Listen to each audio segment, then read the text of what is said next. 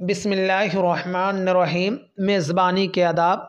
मेहमान के साथ अच्छे सलूक की इस्लाम में बड़ी ताकीद आई है। हम मेहमान के साथ ऐसे अखलाक से पेश आएँ कि वो हमारे मुअतरिफ़ हो जाएँ। यानी ये है कि अगर मेहमान आए तो अगर कुर्सी वगैरह हो तो फ़ौरन कुर्सी पेश कर दिया जाए, या तख्त वगैरह पर बैठने के लिए दिया जाए तो तख्त वगैरह पर चादर वगैरह बिछा दिया जाए, क्योंकि ये अदब का एक तकाज़ा है। ऐसे ही बैठा ना दिया जाए, बल्कि चारपाई हो, तख्त हो तो उस पर क्या चादर बिछाया जाए, कुर्सी है तो कुर्सी पेश कर दिया जाए फ़ौरन ही, और उसके आने पर खुशी का इजहार किया जाए। तो आइए चंद आदाब सुने और इस पर अमल करें। अल्लाह तबारक व तआला हम लोगों को अमल की तौफीक अता फरमाए। सुने। नंबर 1, मेहमान के आने पर बड़ी फराख दिली से खुशामदीद कहना चाहिए। किसी भी तरह तंग दिली, बेरुखी और सर्द महरी का इजहार ना हो।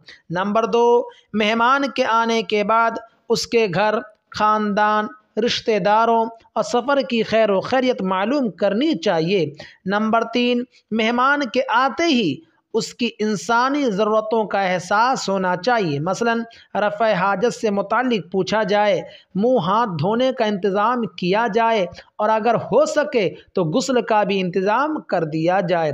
नंबर 4, दिल खोल कर मेहमान की खातिर तवाज़ो करनी चाहिए, और जो हैसियत के बक़द्र जितना अच्छा से अच्छा मैसर हो मेहमान के सामने फ़ौरन रख देना चाहिए। ये नहीं कि मेहमान आके बैठा हुआ है, आप गप मार रहे हैं, गप कर रहे हैं, कुछ नहीं, बल्कि मेहमान को पहले हाथ धुलाएं, और आपके सामने नहीं है, बिस्किट है, कुछ और भी चीज़ है, आप फ़ौरन पेश कर दें कि ये खाएं, जब तक में आप दीगर चीज़ मुहैया करवा लें।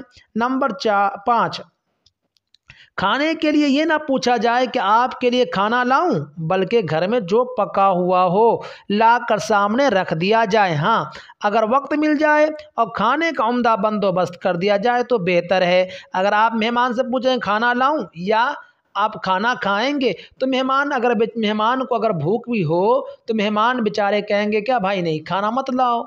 इसलिए ये मत पूछे खाना लाऊं या खाना खाएंगे, ये नहीं, बल्कि फ़ौरन लाकर पेश कर दें। नंबर 6, खाने के लिए जब हाथ धुलाएं तो खुद पहले हाथ धोकर तैयार हो जाना चाहिए, फिर मेहमान के हाथ धुलाने चाहिए। हाँ, अलबत्ता खाने के बाद खुद सबसे आखिर में हाथ धोने चाहिए। नंबर 7, मेहमान की खिदमत को अपना अखलाक की फ़र्ज़ समझना चाहिए, ना कि अपने मेहमान को मुलाजिमों और बच्चों के हवाले कर दिया जाए, बल्कि खुद खिदमत की सआदत हासिल करनी चाहिए। कि बैठे हुए हैं, मेहमान बेचारे आ गए, बच्चे से कह रहे हैं अच्छा देख लो ना। एक ये भी करते हैं कि मालदार आदमी है तो खुद आदमी बढ़कर उसकी खिदमत करता है, उनका हाल चाल पूछता है, और कोई गरीब आदमी आ जाता है तो मुंह घुमा लेते हैं, तो ऐसा नहीं होना चाहिए। नंबर 8, मेहमान के लिए खूब एसार से काम लेना चाहिए, खुद तकलीफ़ उठाकर उसे आराम पहुंचाए। नंबर 9, 3 दिन तक इंतहाई शौक़ और वलवले के साथ मेज़बानी के तकाज़े पूरे करने चाहिए, और अगर 3 दिन के बाद भी ज़रूरत हो तो भी खिदमत करना सदका का सवाब है।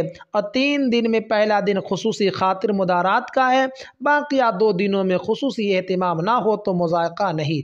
नंबर 10, अगर कभी मेहमान ने मेज़बान के साथ बेमुरव्वती और रूखेपन का सलूक किया हो, तब भी मेज़बान को इंतहाई फ़राख दिली का सबूत देना चाहिए। ये इस्लामी तालीम है। अल्लाह तबारक व तआला हम तमाम लोगों को ये इस्लामी तालीम पर अमल करने की तौफ़ीक़ अता फ़रमाए।